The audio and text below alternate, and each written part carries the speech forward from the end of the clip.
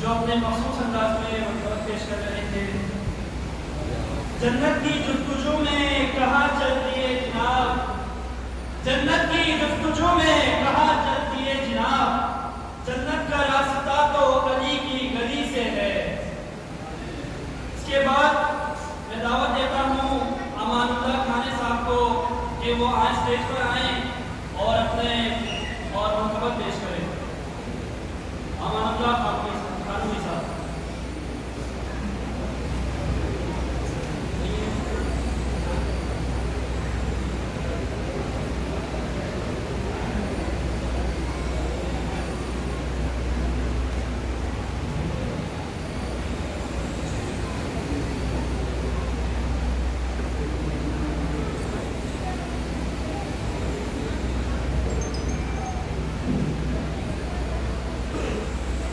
وزنی کا ہاتھ وزنی تھا کتنا لفظ بہذا غدیر میں, ہاتھوں پہ جب علی کو اٹھایا غدیر میں, سارے سیاہ چہرے نگاہوں میں آ گئے, سارے سیاہ چہرے نگاہوں میں آ گئے, سورج نے جب بڑھایا اجالا غدیر میں.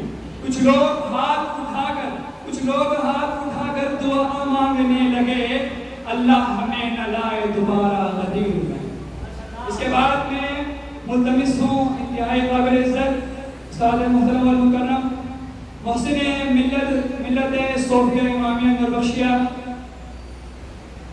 مترجم قرآن علامہ سید علی موسوی صاحب سے میں یہاں معتبانہ گزارش کرتا ہوں کہ آپ تشریف لائیں اور اپنے ذہن خیالات کا اظہار سامعین سے کریں. نعرہ تکبیر, سب نعروں کا جواب دیجیے. نعرہ تکبیر,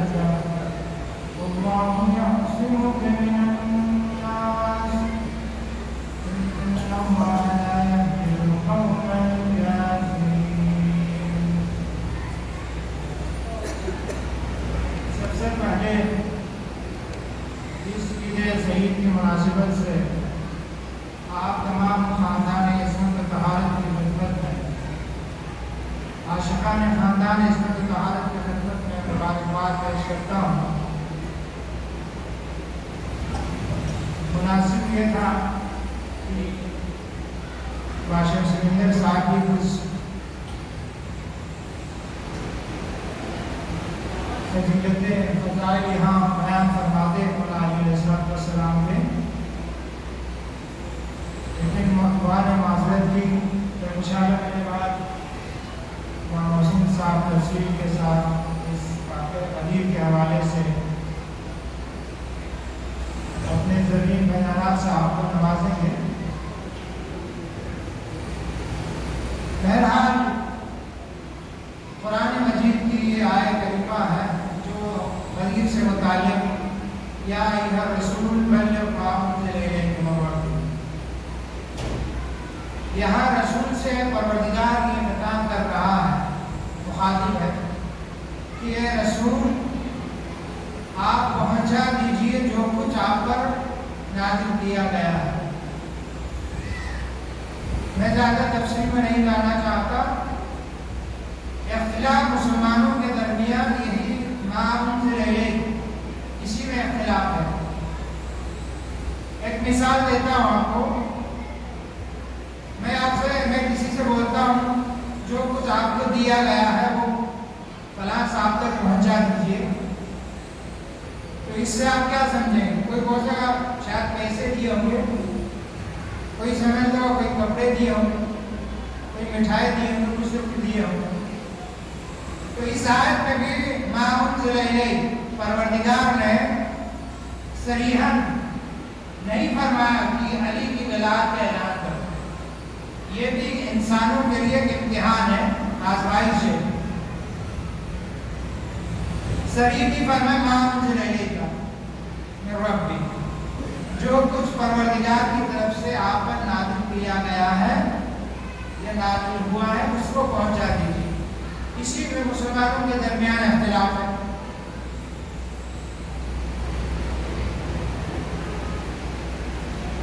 اختلاف اس چیز میں ہے کہ یہاں پر پروردگار کی طرف سے پیغمبر کے اوپر کون سا حکم نازل ہوا ہے، کون سی چیز نازل کی ہے، اسی میں اختلاف ہے. بعض لوگ سرے سے ہی اس آیت کو غدیر سے اصل یہ سمجھتے ہیں کہ اس آیت کا غدیر سے کوئی تعلق نہیں، علی کی ولایت کے اعلان سے کوئی تعلق نہیں. مسلمانوں میں بعض ایسے بھی ہیں، بعض لیکن اس کو انکار نہیں کر سکے. انہوں نے کہا کہ چلو ہم اس آیت کے بعد جب اعلان ہوا پیغمبر نے انت مولا فہذا علی مولا فرمایا، تو یہ حدیث اسلام میں بہت کم تواتر حدیث ہے. متواتر حدیث بہت کم حدیث ہے. بہت ساری روایتیں ہیں. صحیح بخاری نے جو بخاری میں جتنی روایتیں نقل کی ہیں 7 لاکھ حدیثوں میں سے جس کو اس نے صحیح سمجھا، 7 لاکھ حدیثوں میں سے جن حدیثوں کو اس نے صحیح اپنی نظر میں صحیح سمجھا ہے اس کو لایا. یعنی تقریباً 50 صحیح بخاری میں اگر ٹوٹل حساب کر دیا جائے تو 27,000 حدیث ہے. باقی 7 لاکھ میں جب 27 کو کم کر دیں کتنا رہے گا؟ 6 لاکھ کچھ. یعنی 6 لاکھ کچھ حدیث جو ہے اس کی نظر میں معتبر نہیں ہے، جعلی روایتیں ہیں. ان میں سے ایک روایت، اب روایتوں میں بھی مختلف روایت ہے، روایت احاد بھی ہے، روایت متواترہ بھی ہے. تو روایت متواترہ میں سے ایک روایت متواتر جو ہے یہی روایت ہے جس کو حدیث میں پیغمبر نے فرمایا من کنت مولا فہذا علی مولا. اب بعض لوگ اس کو انکار نہیں کر سکے، یہاں انہوں نے کیا کیا، چلو ہم انکار تو نہیں کریں گے لیکن مولا کے اس مفہوم ہے، مولا کے 27 معنی ہیں. ان میں سے ایک معنی ہے اولا بتصرف ہونا، حاکم ہونا. ان لوگوں نے کیا کیا، ہم مولا کو تو اس روایت کو تو جھٹلا نہیں سکتے، انکار نہیں کر سکتے. یار انہوں نے کہا مولا کا معنی ہم چھوڑ لو کہ دوستی کے معنی میں پیغمبر نے اتنی پبلک کو جمع کر کے، اتنے حاجیوں کو جمع کر کے فقط یہی فرمایا کہ علی میرا دوست ہے، تم بھی علی سے دوستی کرو، اس سے محبت کرو. ایک محبت کے اعلان کے لیے لاکھوں کا مجمع جمع کر کے جو لوگ آگے نکل گئے تو ان کو واپس بلایا، جو پیچھے آ رہے تھے ان کا انتظار کیا گیا. اتنی گرمی اس میں خالی علی سے محبت کرو، اسی کے لیے اتنا ٹائم لگے، اتنے لوگوں کا اذیت ہے، ایسا نہیں ہوتا. بلکہ یہاں پر مولا سے مراد مولا بالتصرف، یعنی جس طرح مجھ پیغمبر کو تمہارے نقشوں پر جتنا اختیار ہے اتنا اختیار علی کو بھی ہے. ہم لوگ یہ مانا لیتے ہیں لیکن دوسرے لوگ کچھ اور مانا لیتے ہیں. بہرحال اس آیت میں جو تلاوت شدہ آیت ہے، یا ایھا رسول بلغ ما انزل الیک من ربک وان لم تفعل فما بلغت رسالتہ. قرآن مجید میں قرآن کی 6236 آیتوں میں سے عام جو مشہور کرتے ہیں کہ 6666 آیت ہے، قرآن میں 6666 6236 आयतें। इन 6236 आयतों में से कुरान मजीद में अल्लाह ने 3 जगह पैगंबर को वार्निंग दी है, खबरदार किया। किसी बाकी आयतों में 3 जगह अल्लाह ने पैगंबर को वार्निंग दी है, खबरदार किया कि अगर आप ऐसा करोगे तो ऐसा हो जाएगा, ऐसा करोगे तो ऐसा हो जाएगा। एक अपनी वहदानियत के बारे में कि पैगंबर को सही से टोका, वलक़द ऊहिय इलैका व इला अल्लज़ीना मिन क़ब्लिक लइन अशरकत लयहबतन्न अमलुक व लतकूनन्न मिनल ख़ासिरीन। यानी अपनी वहदानियत के बारे में अल्लाह ने पैगंबर को ये वार्निंग दी, अगर आप शिर्क करोगे, अल्लाह के साथ किसी और को शरीक बनाओगे तो आपके सारे अमाल रायगान जाएंगे और वलतकूनन्न मिनल ख़ासिरीन, और आप दुनिया और आखिरत में खसारा उठाने वालों में से हो जाएंगे। तो इस आयत में परवरदिगार ने अपनी वहदानियत के बारे में पैगंबर को यही वार्निंग दी कि अगर आप शिर्क के कायल हो जाओगे, अल्लाह के लिए कोई शरीक कायल हो जाओगे तो आपके सारे अमाल, जो नमाज पढ़ी है, रोजे रखे हैं, हज किया है, ज़कात दी है, जो कुछ भी किया है, सब रायगान है। एक अपनी वहदानियत के हवाले से, दूसरी चीज वही के हवाले से, ये कुरान मजीद अल्लाह की तरफ से वही के तौर पर नाज़िल हुआ है कुरान मजीद। इसके बारे में जो कुरान में परवरदिगार ने कुरान में साफ पैगंबर को वार्निंग दी।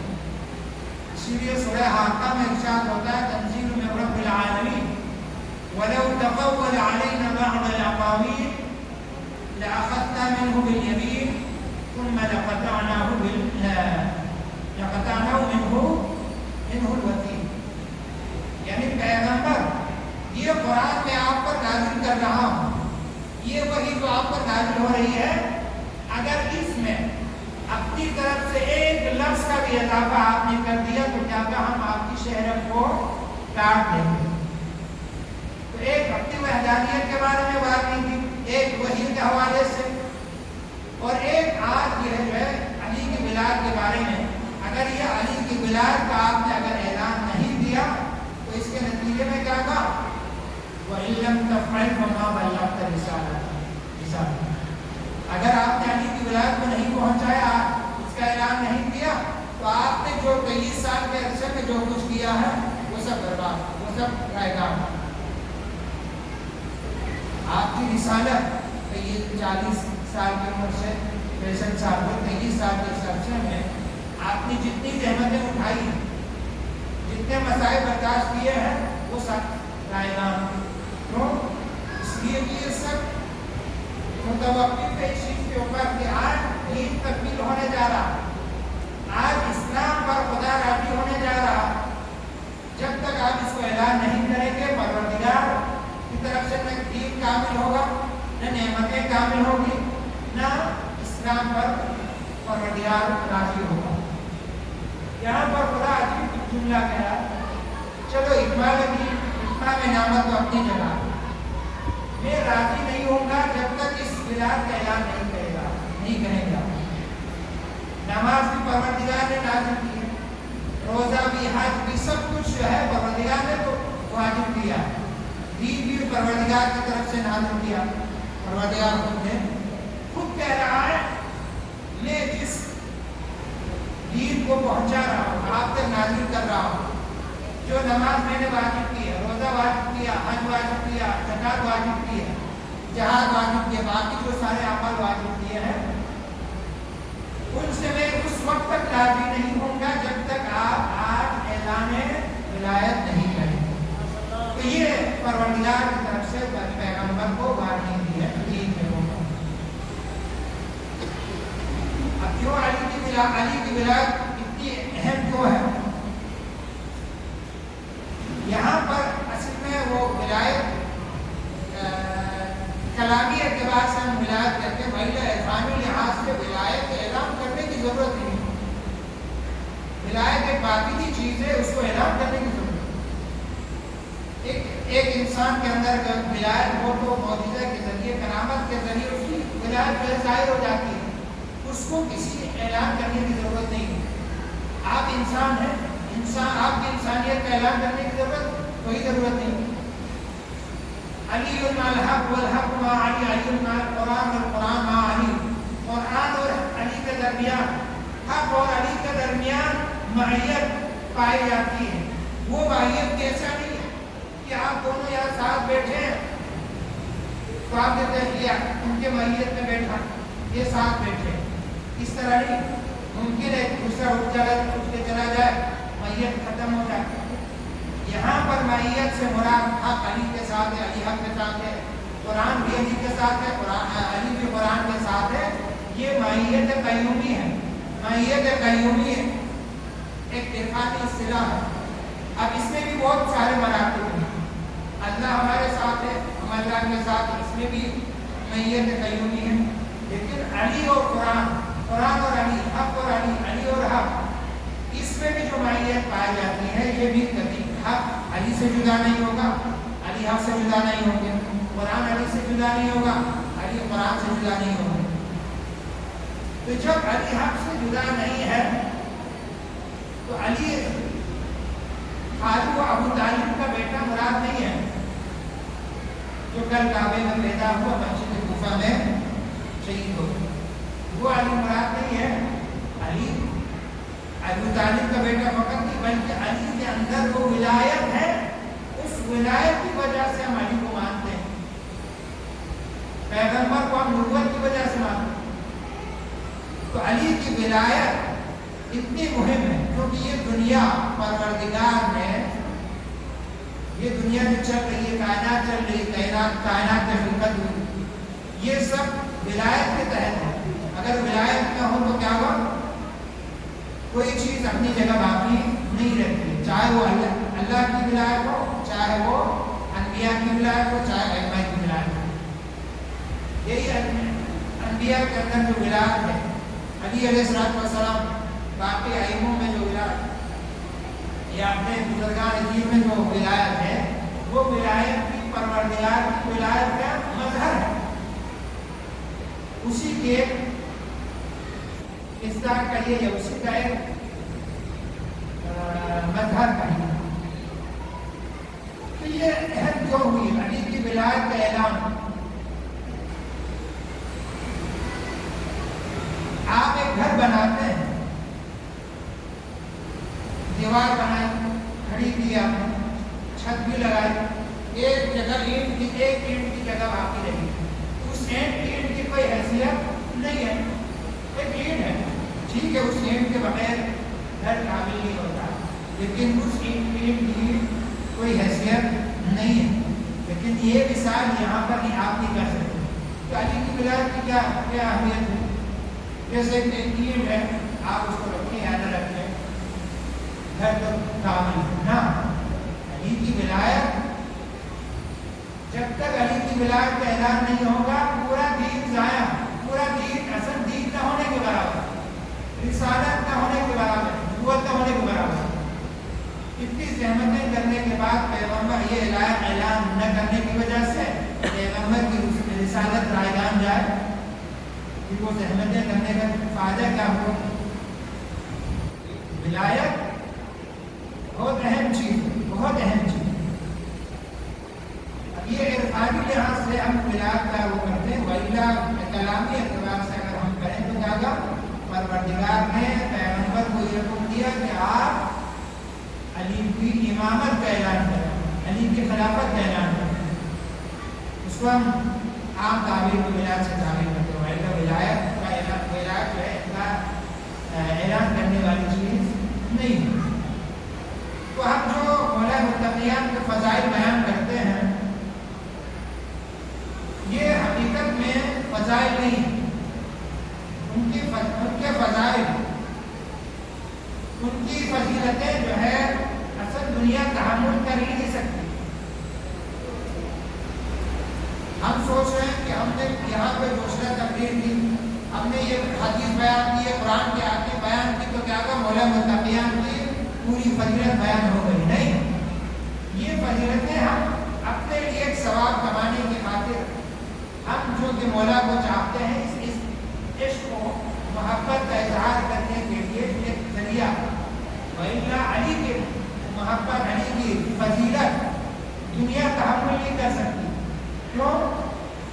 جب قرآن میں کیا فرمایا سورہ حشر میں لو انزلنا هذا القرآن على جبل لرأيته خاشعا متصدعا من خشية الله. اگر اس قرآن کو پہاڑوں پر نازل کرتے تو پہاڑ ہزا ہزا ہو جاتا. علی قرآن والقرآن مع علی، یعنی جس طرح اس پہاڑوں میں اس کائنات میں یہ سکت نہیں ہے کہ قرآن کے حقائق کو اٹھا سکے، اسی طرح اس کائنات میں علی کی فضیلت بھی کماحقہ بیان ہو ہی نہیں سکتی. ہم لوگ بیان کرتے وہ الگ بات ہے، لیکن ان کی فضیلت بیان نہیں ہو سکتی. اب بعض لوگ جو ہے علی کو خدا کہتے ہیں. اب یہ جو فارسی میں شعر جو پڑھا ہے، نہ خدا توان مشکان نہ بشر توان مشکوک. نہ ہم علی کو خدا بھی کہہ سکتے ہیں، نہ خدا کہہ سکتے ہیں، نہ بشر کہہ سکتے ہیں. متحیرم کی نام شہر ملک لافتار، یعنی میں حیران ہوں کہ علی کو کیا کہوں، خدا کہوں یا بشر کہوں. بشر بھی نہیں کہہ سکتا ہوں، خدا بھی نہیں کہہ سکتا ہوں. اس علی کی ہم فضیلت کبھی کماحقہ بیان کر ہی نہیں سکتے. علی کی فضیلت یا خدا بیان کر سکتا ہے یا رسول بیان کر سکتے ہیں، ہم بیان نہیں کر سکتے. ممکن ہی نہیں. اب پروردگار نے قرآن کے حقائق کو الفاظ کے سانچے میں ڈال کر اس کائنات کے حوالے کیا. پروردگار کو یہ ضرورت کیوں پڑی کہ وہ اس حقائق کو الفاظ کی صورت میں بیان کریں؟ کیونکہ اس کائنات میں کسی کے اندر یہ سکت قوت نہیں ہے کہ اس قرآن کے حقائق کو اٹھا سکے. لہٰذا پروردگار نے کیا کیا؟ الفاظ کی صورت میں ہمیں پیش کیا. جیسے ایک بچہ، چھوٹا سا بچہ ہے، رائے کہ وہ ابھی دودھ پیتا ہے. دودھ پینے والے بچے کو آپ کھانا تو نہیں کھلا سکتے. اگر کھلائیں گے تو ماں جو ہے اپنے منہ میں وہ چبا کے بچے کو کھلاتا ہے، کیونکہ وہ بچہ کھانا صحیح سے کھا نہیں سکتا ہے. اسی طرح جو ہے ہمارے اندر یہ قوت نہیں تھی، طاقت نہیں تھی، اس لیے پروردگار نے قرآن کے حقائق کو الفاظ کی صورت میں بیان کیا. اسی طرح کیا کہا، ہم لوگ علی کی فضیلت کو بھی اصل بیان کر ہی نہیں سکتے، نہ سن سکتے اگر حقیقی معنوں میں. اسی لیے پیغمبر نے کیا فرمایا، مولا علی علیہ السلام کے فضائل بیان کرتے ہوئے مجھے یہ ڈر ہے کہ میں ایسے علی کے فضائل بیان کروں کہ کہیں تم لوگ علی کو خدا نہ کہیں. علی پیغمبر نے بھی علی کی فضیلت بیان نہیں کی، کیونکہ پیغمبر بھی مأمور ہے کہ لوگوں کے عقل کے مطابق بات کریں، لوگوں سے مخاطب ہو. ظاہر ہے کہ آپ ایک عام بچے کو آپ فلسفے کی بڑی دیر سے بیان نہیں کریں گے، ایک ریاضی بڑا مسئلہ تو بیان نہیں کریں گے، کیونکہ اس میں تعاملی سکت کی. لہذا علی کی فضیلت بھی ہم سے کماحقہ ممکن ہی نہیں ہے. پیغمبر اکرم صلی اللہ علیہ وسلم معراج کے وقت جیسے کہ قرآن میں ہے، او ادنا کی منزل پر پیغمبر گئے. یہ او ادنا کی منزل کہاں؟ او ادنا کی منزل ایک مادی چیز نہیں ہے، یہاں سے جہاز میں ہم چلے جائیں وہاں ادنا کی منزل پر پہنچ جائیں. وہ ایک مجرد مقام ہے، وہاں تک مولا متقیان بھی پہنچے ہیں اور پیغمبر اکرم صلی اللہ علیہ وسلم. فقط پیغمبر اور فقط علی، یہ دونوں اس ادنا کی منزل پر پہنچے ہیں، جس کو عرفان میں مقام احادیت کہتے ہیں. اس مقام تک سوائے پیغمبر کے، سوائے علی کے کوئی پہنچ نہیں سکتا. اب علی علیہ السلام اس چوٹی پر ہے اور ہم وادی میں بیٹھے ہیں. ہم وادی میں بیٹھ کے اس چوٹی کا